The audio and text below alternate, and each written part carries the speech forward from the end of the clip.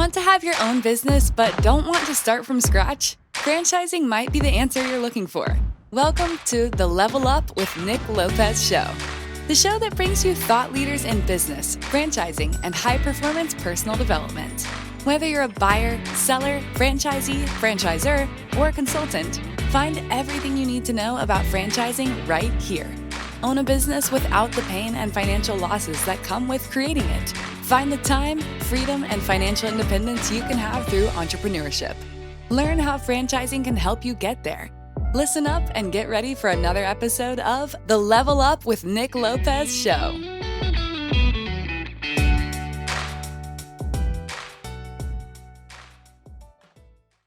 Welcome to the Level Up show with Nick Lopez, where we have the absolute pleasure of learning from thought leaders in business, franchising, and high performance personal development. Today, we have another special episode of the People at Lime. Today's guest is one of our newest members of the Lime family, but most certainly brings a tremendous amount of skill and talent. Our new Director of Franchise Development, Dustin Kosterow. Welcome to the show. Thanks for having me, Nick. I appreciate it. Thanks for being on. And it's definitely been a really exciting start to your time at Lime. My goodness, we hit the ground running, and I don't see us turning back. And a lot of that is your incredible experience and talent and dedication to the franchise space, and just really your craft. And so I've been able to see that on full display. I really appreciate it. And it most certainly isn't taken for granted. So I want to just dive in and tell your story of how you got to Lime and what it's been like being at Lime. So let's get started. Dustin, if you wouldn't mind just taking us on the journey of, how you joined the Lime family. Definitely. And that's the great thing about it is really when you represent a fantastic product, it makes it that much easier to sell. And that's what Lime has been. I've known Nick for a very long time. We've met through many conferences heading back all the way to almost when you guys kicked things off. But that was a great part was I got to know Nick, the vision, and then hear a ton about his brand. It's really something you can stand behind. And that's what I love about it is it's really finding the right franchise partners to grow the footprint of this fantastic brand. So what brought me to joining Lime was that I'd been in development for a long time, worked in a lot of different roles, wore a lot of different hats. And every company's created slightly differently. I was very excited when Lime had the opening to have a development team come and help in-house to bring on the right franchisees to grow what we call responsibly. So what led me here was the values of the corporation, a brand I can stand behind, but also knowing that it works if you follow that tried and true system is what brought me to working for you, Nick. Mm-hmm. Yeah, and it's been an honor, most certainly. Dustin, if you wouldn't mind sharing, what have been some of the roles that have led to working at Lime? Yeah, and that's a great thing. So you go all the way back. I was in the mortgage industry for a very long time in the Bay Area of California, did very well with that. Kind of the funny thing that happened was it didn't correlate to the lifestyle I wanted at home with my daughter. I was working constantly and got the opportunity to move into a franchise finance role. So I got out of the mortgage industry, dodged all of those hurdles. If you've ever been in the mortgage industry, it's a tough way to live. I did very well with it, but I got an opportunity to work for Benetrends. Benetrends is one of the top funding companies. Not that there's not other fantastic companies out there. I got an opportunity to work for Benetrends and absolutely loved it. Really got to learn the franchising space from the ground up through the financing that I really liked. I got to a point with Benetrends where I'd reached that cap. There really wasn't anywhere else to go for me. And that's where I got the opportunity to move into franchise development. So I got to wear a hat, kind of cut my teeth over with a gentleman by the name of Gary Finley. He is pretty well renowned in the franchise space. Got to work for his team over there, developed some fantastic brands, and really understand franchise development from the ground up. Was able to work there for a long time till they kind of cleaned house. They went in a different direction when Gary retired. And I got the opportunity to go work and, be a director of franchise development with another company. Kind of the thing you learn with every new role that you have in this industry is every company is slightly different. So it makes you appreciate when you find those companies that do have the values and are growing responsibly. So I've been able to take all of that through all of my years of experience in development and bring that in here to help Lime continue into their amazing growth as they're going here. Yeah, my gosh. So, clearly the mortgage space irrelevant to franchising. And then, as you mentioned, had the opportunity to cut your teeth with, somebody that has, built some tremendous brands, Restoration One, there with Gary Finley. And, clearly it's showing through on our end, just your experience. And it's been really nice working with you. You've been there, done it, and, we've been able to get in stride and really hit the ground running, as I mentioned, kicking off the show. But, there's so many different points of view out there about franchising. And, you don't necessarily say, hey, I'm going to be in franchising throughout my career. It really has a way of finding you. And if there is a perception of franchising, it's quick service restaurants, right? McDonald's and Burger King, those are really the cliche brands. You don't necessarily understand that really anything that generates profits and is ethical, it can be franchised. And, that goes all the way to a paint company like Lime and, healthcare services or, brick and mortar med spas and everything in between. And so I say all that just to say, it's clear that you have resonated with home service brands, non-brick and mortar, service-based, but specifically home service. Why have you gravitated toward home service? And the reason I've always liked home service is you don't need a millionaire to get into business. When you look at a lot of these brick and mortar and higher end concepts, that's extremely wealthy that are getting into those. I've liked brick and mortar or non-brick and mortar because it's a way for the average Joe to live out that American dream of business ownership. You can take that tried and true system, you can implement that into your local community, and you can have success by following that. So not only do I like the availability and affordability of being able to do it, I also think that home services isn't going anywhere. Really what we found out through COVID was that a lot of us have no clue in what we're doing when we got to fix things around the home. So that's the great part that I know myself came to find out. I can't put together IKEA furniture to save my life. So that's not the way that my brain works. But the thing that most Americans realize, and there's been studies done about this, is we're now outsourcing all of those home service pieces from mowing grass, painting homes, all of that because we had to do it ourselves. So I think this is an industry a lot with the painting you're going to continue to see to grow, but really it's just that dream of business ownership. It's something that we can do. Home services allows you, and it's filling a niche in the market that is significantly underserved currently. Absolutely. Yeah. Well said. My goodness. I feel like so many times folks want to get into business and they just don't know how and where to get started. And clearly, if you're starting a company 100 from scratch as a startup, it's very risky. And so, generally that begins this path of, colliding with franchise ownership. And in many cases, your assumption is that, hey, my passion should be my business. But, the reality is there's investment levels and lifestyle interests and, many different factors beyond just a passion play. Right. And to your point, when you start thinking about X's and O's, your everyday individual that wants to benefit from entrepreneurship, but you can bypass the brick and mortar and the expense that goes with that.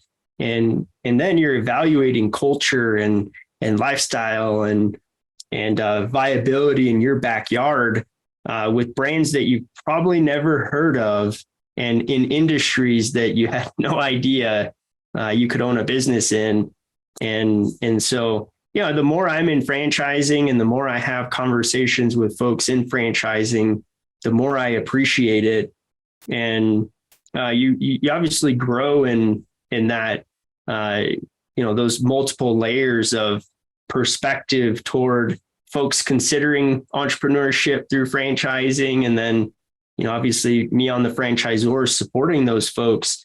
But I say all of that to get to a point here of, just kind of setting the stage around, your background. How do you think it's translated and teed you up for success in franchise development, specifically? No, and that's the great thing is, really, I got very lucky in getting into the franchise space. I have my role. I knew what I was going to do. And I got blessed because a couple of my really good friends were in development. John North, is one of those that I've been extremely lucky to have as more of a, older brother figure in this. He's done extremely well. And I got to learn franchise development directly from him. So, coming into this industry has really helped me moving through understanding that. But, my background, I think has really helped with that because we're really dealing with average people. And not average isn't a bad thing to say. It's the average everyday person. And that's another thing that has drawn me to Lime is we're not here to sell anything.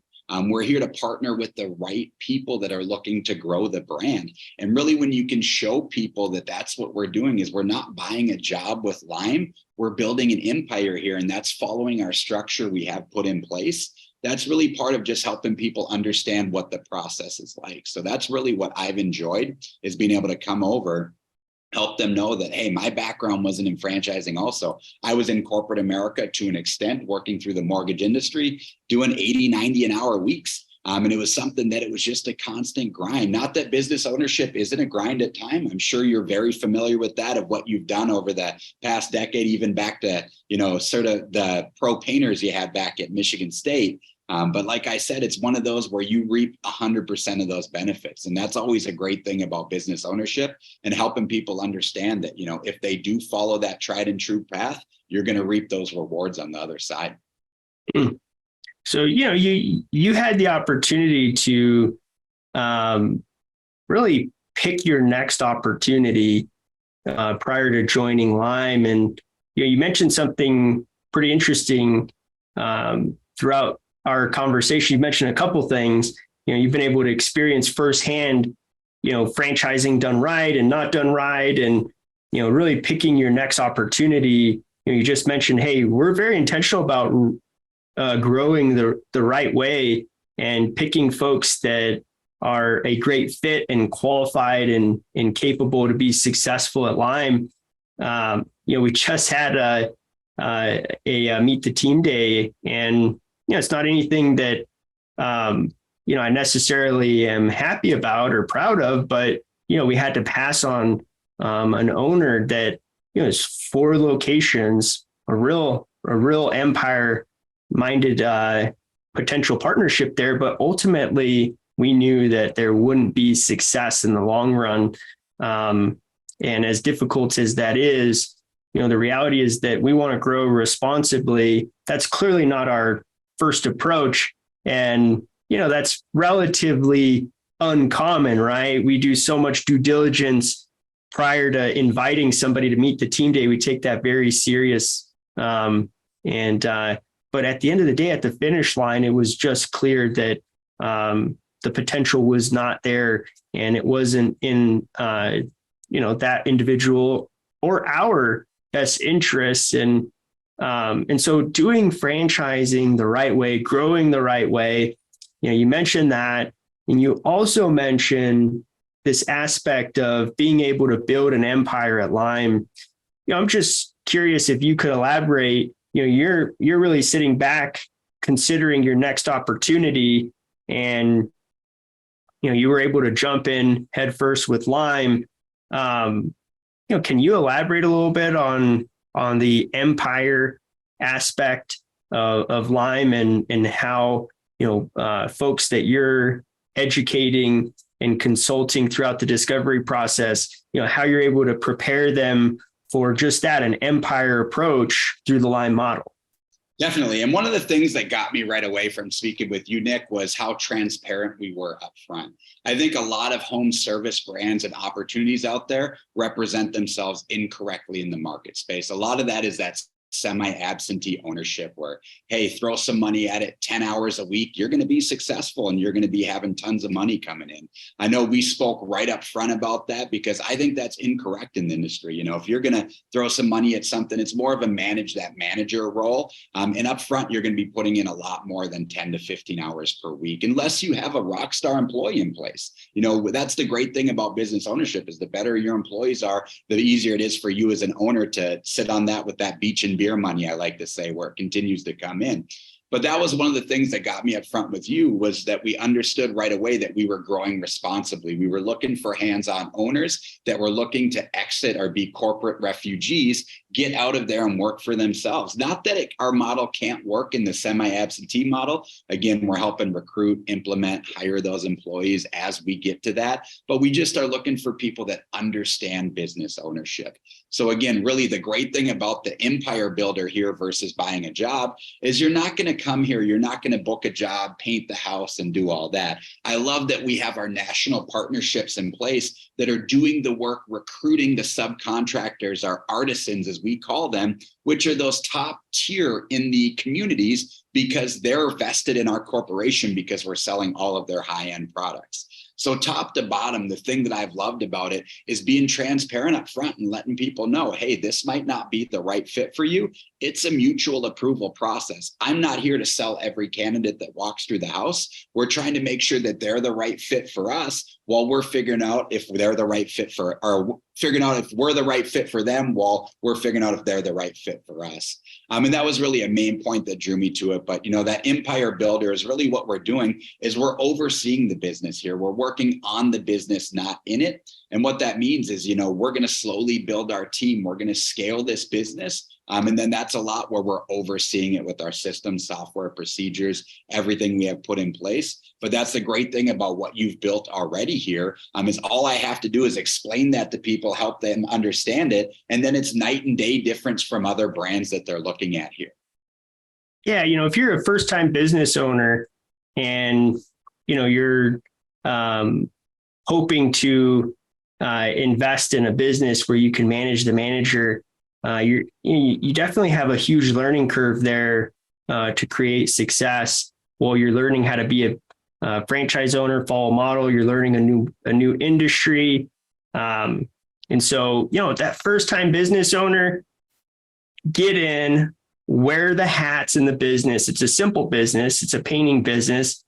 There's a sales hat and an operations hat, and you know get good at producing success with that, so that when you start building a team, you have clients to lean on, you have infrastructure that exists, and you know the levers to pull to create success. And so you're able to scale, duplication of your effort because you know how the business works. And so we've been able to see that play out time and time again, where folks that come in, they are a corporate employee, whether they're executive or director, they leave corporate America, they make a complete career transition, and they do it with the intent to master the business. And then they start scaling toward the end of their first year into their second year, building their team, and they're able to retain employees much better.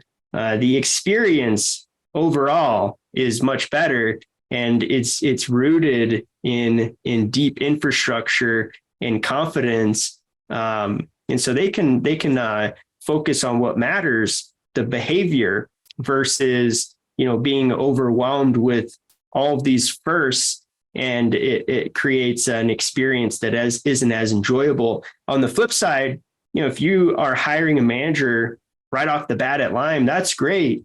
But do you have that business experience that qualifies you to do that right from the gate, right? And when we're working with folks that are, that fit that mold, and it's very different than saying, okay, the door is wide open.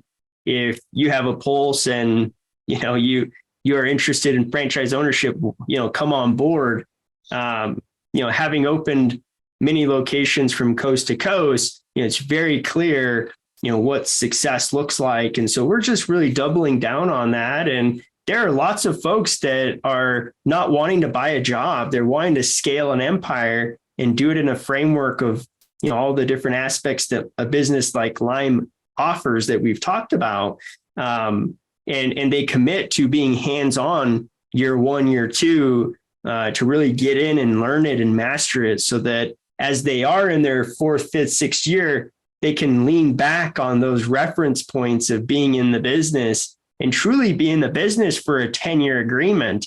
Not be a short-term stint because their tank was exhausted because they had all these firsts and the experience wasn't as streamlined as they had hoped. So, a lot there with that. But regardless, the point being that, we're ultimately looking to help folks be successful in franchising. And that's been something that we've taken very much to heart. But there's all these different fears and uncertainties with franchising, right? And I'm just curious from your perspective, what do you think are some of the common early fears when somebody is considering going into franchise ownership? Well, that's the biggest fear in itself, is everybody wants to be their own business owner, but nobody really wants to do it when it's time to go. So, the intro call, working through it, it's all fun and games until things become real. And that's been a lot of mine, because up front, you can let people know, hey, let's get back. Let's take a peek at that financing. Make sure we can, because that's a big fear of, can I afford to be my own, business? Can I buy this? Can I do it? The thing I always explain to people is, let's make sure we're looking at a Bentley when we, could be looking at a Honda, or that we're looking at a Honda when we should be looking at a Bentley, because that's the big thing, is making sure financing makes sense. Then, and as we go through that, is making sure they understand, hey, you're going to speak to people that were in your seat before. We're going to go through validation. We're going to speak to actual franchisees who made that decision to join Lime versus joining other brands or other concepts they were looking at. They're going to be able to tell you about the support, which, again, a big thing isn't just buying the model, it's how we're going to support you in getting that model up and running, but also driving towards profitability and sustained operations. So helping make sure they know that 7% royalty, the whole point that's there is that service that we offer for you, not only the model that we've taught you, but continued and ongoing support to make sure we're running the model correctly. And that's the big thing, is as we check those fear boxes off, then it gets to the point of, hey, am I ready to make that jump? And that's the great part about it, is we're not here to sell people on making that. It's, hey, I know you've had enough of corporate America. You're sick of working for somebody else. We figured we can replace your income. Everything checks every box. Now it's your time to make that decision. Are you ready to be an entrepreneur, or are you not ready? And that's the great thing with a brand like Lime, is you can really stand behind it. Our franchisees are happy. They're excited. They love speaking to potential new franchisees and letting them know about the support we have here, which is you don't see all the time in different brands in the marketplace. Yeah, well said. And that's key, right? The proof in the pudding, right? And I want to transition a little bit and settle into some of the X's and O's. What is or what are the different components of Lime that differentiate it, right? As I'm considering these franchise opportunities, what are those differentiators at Lime that make it a viable and exciting opportunity for somebody looking to go into business for themselves? And that's the great thing, is really when you're looking at Lime, it's revenue streams. We have 40 different offerings that we're doing. But the thing I love about that is you don't have to be a painter. The great thing in this industry is our national suppliers are helping recruit, hire, and implement the artisans for us. They're training them and making sure that we have everything correct put in place. So really what you're doing is you're managing and overseeing a business. That business is a painting company, but the great thing is there's no competition in our marketplace. We start at the gutters and we end down at the stamped concrete. We do everything in between there. And that's the thing I've come to love about Lime, is really what you're telling people agreeable is we're walking the entire home. We're educating that homeowner versus making sales. Only about 40% of what we do is painting. The rest is going to be surface restoration, coatings. We're doing commercial and residential. So the great thing about this model is even though we target that top 30% of home ownership, we're covering every home in the market, and we're doing all commercial buildings throughout that too. So the great thing about this model is it really differentiates itself as soon as you begin to look at it, because again, there's nobody doing what we're doing in the marketplace, which is premium paint services. Yeah. So, there's, back in my college days, marketing lecture halls, right? One of my first classes, I was learning about positioning in the market. And so you have two axes, you have the X and the Y. One is quality, one is price. And if you're low price, low quality, that's your place in the market. You can think of McDonald's. It's quick, it's convenient. You don't expect to go there and pay more to get more. That's not their positioning. And that brings a lot of value in that place in the market. On the flip side, if you're high price, high quality, that is a different experience, and everything about the business model is tailored to be positioned in the market right there. And that changes whether you're in Boise, Idaho, in Los Angeles, in Denver. You're looking at $500,000 homes, $1 million homes, $2 million homes. Depending on that market, we want to focus on the top third. Every market's going to be a little bit different. And that doesn't mean that just because you have a market where it's $500,000 homes plus, that they're not interested in quality. My goodness, we're talking about a paint job, right? We're not talking about buying a Rolex or a Maserati, where it's truly that top 2% of income earners nationally. We're just talking about the top home values within a market and taking an approach of giving folks an option to have a quality solution. If you think about just in your backyard, if you're in an area that has $500,000 homes, they're steakhouses, just because it's not all just filled with McDonald's. And so, I just want to make that point, because so much of the model is allows for us to be differentiated. We retain our subcontractors because we're working with the best clients in the market. Our suppliers are highly invested in our success. We have 3 national partnerships with Sherwin, Benjamin Moore, and PPG.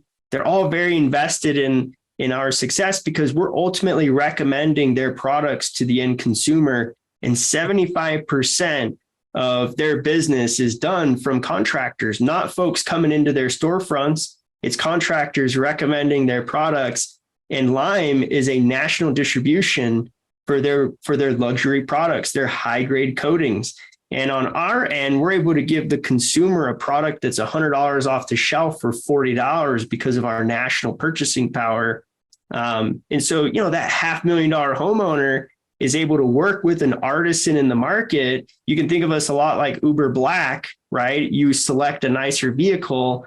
That's our job, leveraging those national partnerships. Those reps in the local market know the subcontractors. They know which ones are the artisans, and they're able to tee us up with those intros. And we're able to give clients that artisan and quality products at a value. Yes, it's not going to be the cheapest price because we're not using the cheapest artisans, the cheapest painters who are not artisans and using low grade products. No, we're giving that client a relative price for quality products, quality craftsmen. And that just nationally is not being done, right? We are the first, the only, and the largest national paint company. There have been other brands that have come before us. They've standardized the paint market. They've proven out that you can standardize a very fragmented painting space. Awesome. And we've piggybacked a lot of that infrastructure that's been proven out, but really our expertise has been in that high price, high quality, and that makes our model special, right? so much of what we're able to do and how we're able to scale, talk about that empire mindset. Our clients want to pay for a team approach. They want a sales consultant and a production person doing quality control. And they want the turnkey expertise up front.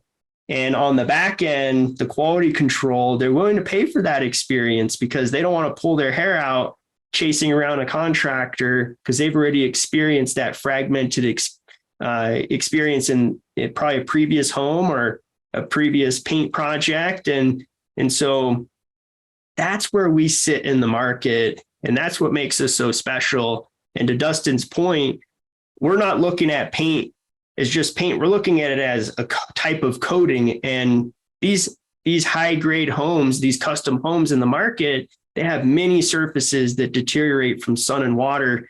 And so we're doing from the gutters down to the stamped concrete, as Dustin mentioned. That makes up 40 services on the inside and outside. I was just having a conversation the other day, and the gentleman was realizing that, wow, so if I'm investing with Lime, I'm like investing in multiple franchises because our service offerings, our technology, everything about the model is about giving clients the full service from start to finish, as opposed to just giving them some of what they need.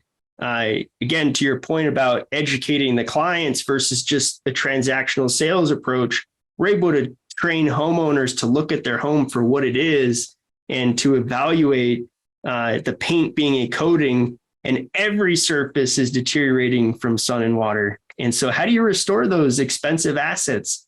You would never drive your car and just say, I'll let the fluids run out and I'll just replace the engine. No, you maintain it and you get the fluids flushed and you do your oil change. And with surfaces on a home, clients don't always understand that that's the case.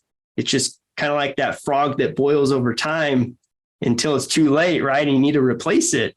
We're able to point out to clients how paint is a type of coating, and it really differentiates us in the market. They get other competitive quotes, and the other painters are saying, you got to call the gutter guy. You got to call the stamped concrete guy. You got to call the metal guy. And really, to do what we do for them, they need to work with multiple vendors, which is more work, more risk with logistics and scheduling. And so we truly are defining the luxury experience nationally. So I can talk passionately about that all day long, clearly. But, I just wanted to hit on that and really move on here, Dustin. But such an important part, right? And I love how we've progressed through this conversation and where we're going next here. Dustin, you're in this role. How do you view yourself empowered to help others level up through the Lime Painting franchise model? Yeah, and that's the great thing about it is really, I know I keep going back to the same answer, but it truly is easy to sell this model because people can see themselves being owners. To kind of go back to what we were saying before, not to go back into all of our offerings and everything we're doing so wonderful, is we have a premium service that we're offering. We're not overcharging for a service. So like you said, we're getting 40 to 60% discounts off on premier coatings and offerings that we have. So really how I'm helping people level up is getting them to understand 9 to 5, building a company for somebody else. You can take that initiative, work for yourself, handle all of that, but then be your own business owner by following our system.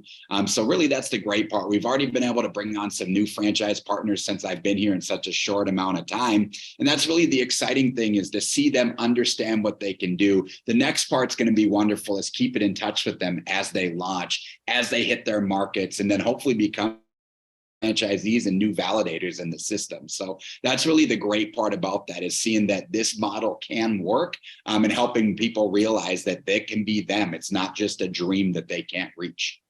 Mm-hmm. Yeah. Appreciate that, Dustin. And I'm just curious, what has been your most rewarding part of working at Lime so far?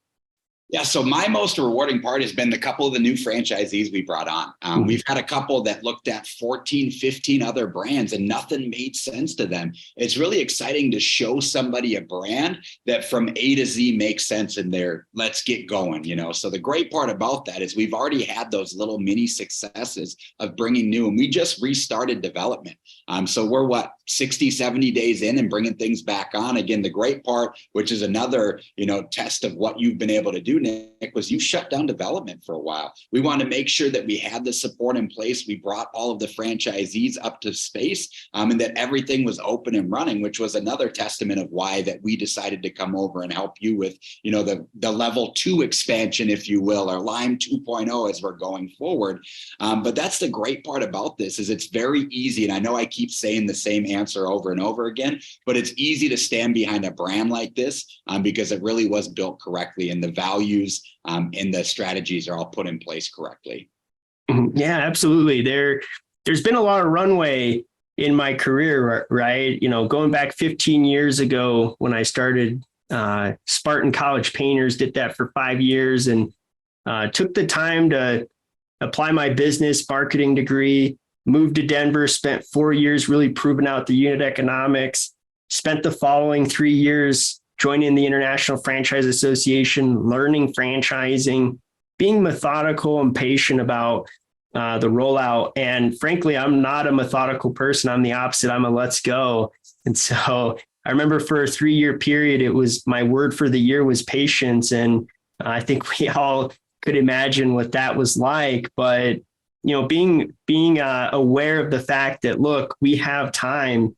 And, I started my career very young. So, it's crazy to think that, it's been 15 years now, but, we had started our expansion after really working out some initial bottlenecks in the business with our early adopters, and it had started expanding in 2020. In August of 2020, we had 7 locations, and we had about 70 locations in about a 15-month period, and then really focused on building out our departments and acquiring the talent on the team and, building out the operations and the support and evaluating and being patient around how is our model working out. We talked about semi-absentee and what that looks like at Lime and the version of the model that's highly successful that validates like crazy.